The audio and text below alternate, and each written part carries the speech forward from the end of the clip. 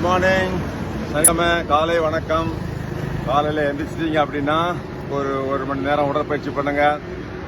கொஞ்சம் லேட்டாக எந்திரிக்கிறவங்க எந்திரிச்சு மறுபடியும் உடற்பயிற்சி பண்ணுங்க. போன வாரம் திருவண்ணாமலை போக வேண்டியிருந்தது, சைக்கிளே போய் ஒர்க்கை முடிச்சுட்டு வந்துட்டோம். இந்த வாட்டி திருச்சி போக வேண்டியிருக்குது. ஸோ திருச்சிக்கு சைக்கிளே போயிடுவோம்.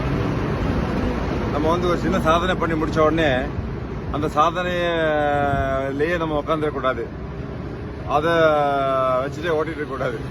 கேட்பாங்க, இப்போ என்ன செஞ்சீங்க?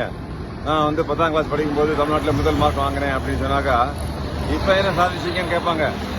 ஸோ நம்ம ஒரு சாதனையோடு நின்று விடக்கூடாது, அதிலே உட்காந்துட்டு படுத்துட்டு இருக்கக்கூடாது. அடுத்த சாதனை படைக்கணும்.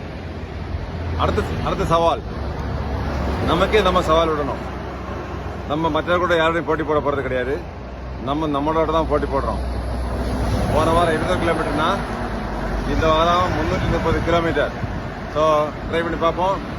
நேர காவிரி ஆறு பெருக்கெடுத்து ஓடுதுன்னு சொல்கிறாங்க.